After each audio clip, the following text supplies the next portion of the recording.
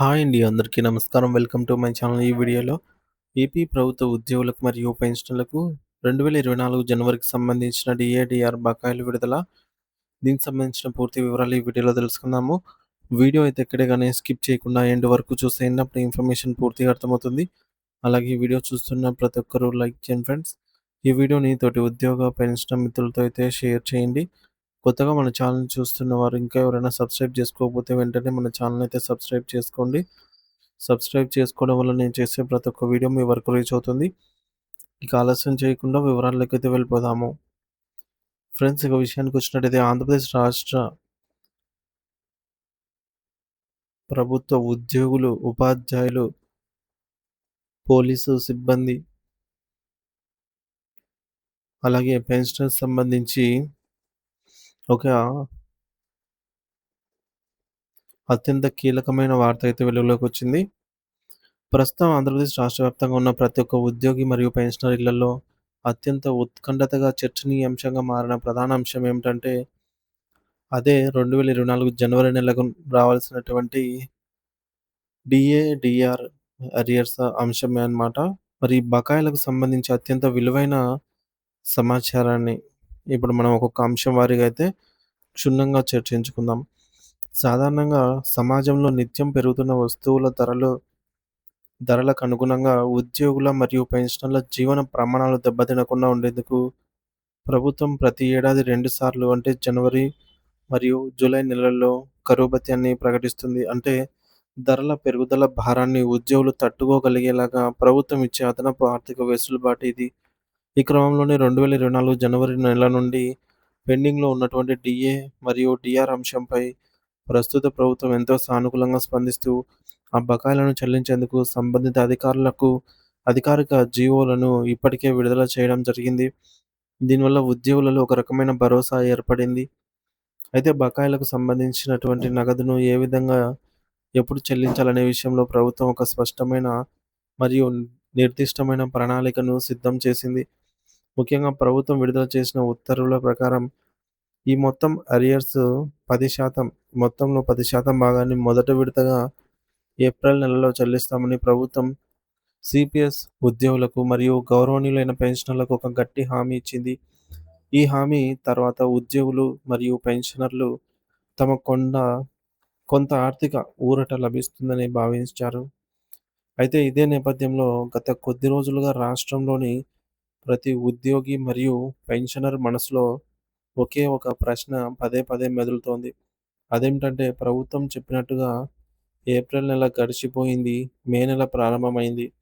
అంతేకాకుండా మే నెలలో రావాల్సిన జీతాలు మరియు పెన్షన్లు కూడా అందరి బ్యాంకుల ఖాతాల్లో జమ అయిపోయాయి. కానీ ప్రభుత్వం ఇస్తానన్న ఆ 10% డీఏ అరియర్స్ నగదు మాత్రం మాకు ఎందుకు జమ కాలేదు అనైతే వారు ఎంతో ఆవేదనతో మరియు ఆందోళనతో అడుగుతూ ఉన్నారు. చాలామంది పెన్షనర్స్ మరియు ఉద్యోగులు తమ మొబైల్ ఫోన్లలో వచ్చిన శాలరీ స్లిప్‌లను లేదా పెన్షన్ పే స్లిప్‌లను క్షుణ్ణంగా పరిశీలిస్తున్నప్పటికీ ఎక్కడ కూడా ఈ 10% అరియర్స్ వివరాలైతే కనిపించడం లేదు అని అయితే వారు వాపోతూ ఉన్నారు. సో, మరి దీనివల్ల ప్రభుత్వ హామీ కేవలం కాగితాలకే పరిమితమైందా అనేటటువంటి అనుమానాలు కూడా కొందరిలో అయితే వ్యక్తమవుతున్నాయి. అయితే దీనికి సంబంధించి మనం క్షేత్రస్థాయిలో ఉన్నటువంటి పూర్తి సాంకేతిక కారణాలను మరియు పరిపాలనాపరమైనటువంటి క్లిష్టమైన వివరణను ఖచ్చితంగా గమనించాల్సి ఉంది. ముఖ్యంగా చూసుకున్నట్లయితే వాస్తవానికి 2024 జనవరిలో రావాల్సిన డీఏ మరియు డీఆర్ అంశాన్ని ప్రభుత్వం సవరించిన తర్వాత అందుకు అనుగుణంగా జీవో నంబర్ 62 మరియు 63లను అధికారికంగా జారీ చేయడం జరిగిందనమాట. అయితే ఈ జీవోల యొక్క సారాంశం ఏమిటంటే, పెరిగిన 3.64% లేదా 4% కరువు భత్యాన్ని అక్టోబర్ నెల నుంచి ఉద్యోగుల నెలవారీ రెగ్యులర్ జీతాలలో కలిపి చెల్లించడం ఇప్పటికే రాష్ట్ర వ్యాప్తంగా ప్రారంభమైంది. సరే, మరి దీనికి సంబంధించి మనం గమనిస్తే అక్టోబర్ నెల జీతం నవంబర్ 1 తేదీన మీ చేతికి అందినప్పుడు అందులో పెరిగిన కొంత మొత్తం కొత్త డీఏ రేటు ప్రకారంగా జీతంలో కొంత పెరిగి ఉండటాన్ని స్పష్టంగా చూసి ఉంటారు. ఇక్కడ అందరూ అర్థం చేసుకోవాల్సిన అసలు విషయం మరియు అసలు చిక్కుముడి ఎక్కడుంది అంటే అది కేవలం అరియర్స్ అంటే గత కొన్ని నెలలుగా పేరుకుపోయిన బకాయిల చెల్లింపు దగ్గరే వస్తోంది. జీవో నంబర్ 62లో పేర్కొన్న నిబంధనల ప్రకారం పాత పెన్షన్ విధానం ఓపీఎస్ కింద ఉన్న ఉద్యోగులకు సంబంధించి ఆ 10% బకాయిల మొత్తాన్ని నేరుగా వారి జీపీఎఫ్ ఖాతాలో జమ చేయడం జరుగుతుంది. అదేవిధంగా కొత్త పెన్షన్ విధానం అంటే సీపీఎస్ విధానంలో ఉన్నటువంటి ఉద్యోగులకు సంబంధించిన ఆ 10% బకాయిలను వారి ప్రాన్ ఖాతాలో జమ చేయాలని ప్రభుత్వం ఒక విధాన నిర్ణయం తీసుకుంది. ఇక పెన్షనర్ల విషయానికే వస్తే జీఓఎంఎస్ నంబర్ 63 ప్రకారంగా వారికి రావాల్సినటువంటి ఆ 10% డీఆర్ బకాయిలను నేరుగా వారి బ్యాంకు ఖాతాల్లో నగదు రూపంలోనే చెల్లించాల్సి ఉంది. అయితే ఇక్కడ షెడ్యూల్ ప్రకారంగా చూస్తే ఏప్రిల్ 2026 నుండి ఈ చెల్లింపు ప్రక్రియ పూర్తి స్థాయిలో ఒక రూపానికి వస్తుందని ప్రభుత్వం పేర్కొంది. మరి ఇక్కడ మనం అత్యంత జాగ్రత్తగా గమనించాల్సిన విషయం ఏమిటంటే, మిగిలిన 90% భారీ బకాయిలను ప్రభుత్వం 3 విడతలుగా విభజించింది. ఆ షెడ్యూల్ ప్రకారం మొదటి విడత ఆగస్టు 2026లో, రెండో విడత నవంబర్ 2026లో మరియు మూడో విడత ఫిబ్రవరి 2027లో చెల్లిస్తామని ప్రభుత్వం కాలక్రమ పట్టికను ప్రకటించింది. దీని అర్థం ఏమిటంటే బకాయిల చెల్లింపు అనేది ఒకేసారి జరగకుండా రాష్ట్ర ఆర్థిక పరిస్థితిని బట్టి ఒక క్రమబద్ధమైనటువంటి కాలక్రమంలో జరగబోతోంది.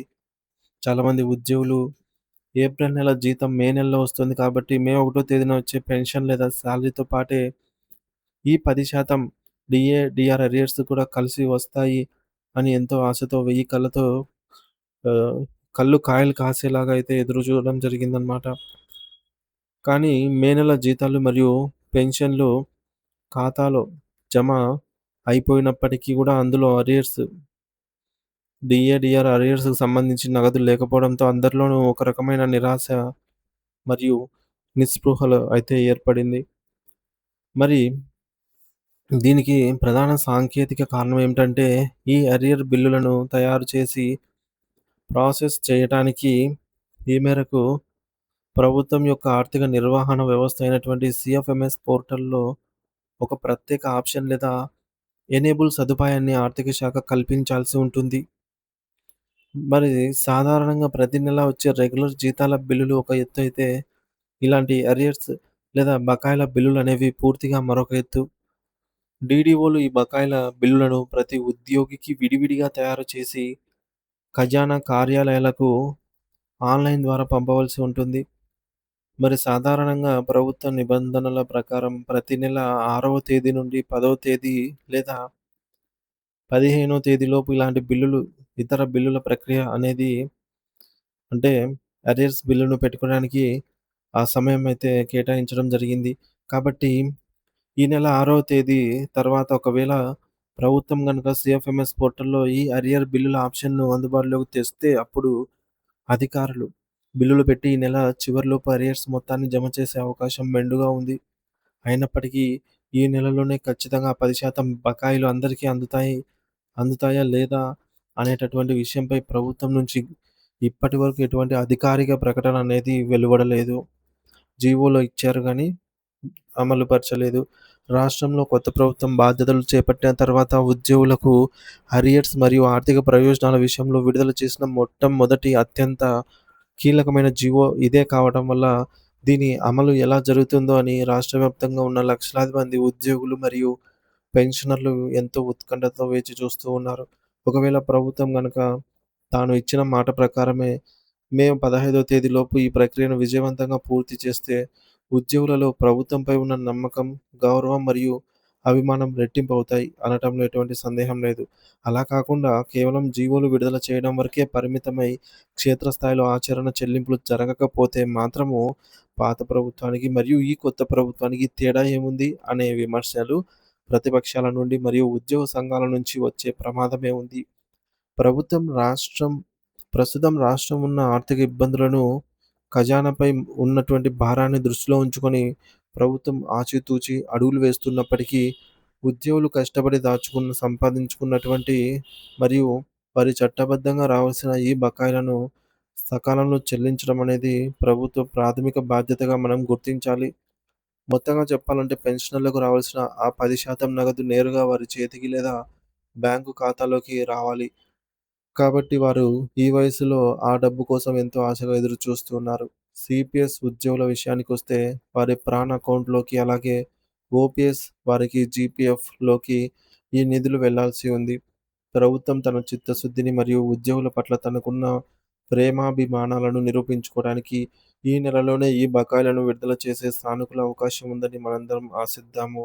మరికొన్ని రోజులు అంటే మరో వారం రోజులు ఓపికగా గడిస్తే గానీ సీఎఫ్ఎంఎస్‌లో బిల్లుల ప్రక్రియ అసలు మొదలవుతుందా లేదా అనే దానిపై మనకొక స్పష్టమైన అధికారిక సమాచారం అనేది అందుతుంది.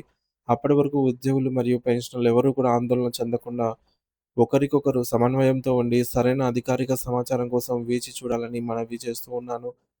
మీ హక్కుల గురించి మరియు మీకు అందాల్సిన ప్రయోజనాల గురించి వచ్చే ప్రతి ఒక్క చిన్న సమాచారాన్ని కూడా మేము ఇప్పటికప్పుడు మన ఛానల్ ద్వారా అందిస్తూనే ఉంటాను. సో, ఇటువంటి లేటెస్ట్ అప్డేట్ న్యూస్ కోసం మన ఛానల్‌ని సబ్స్క్రైబ్ చేసుకోండి. Thank you for watching this video.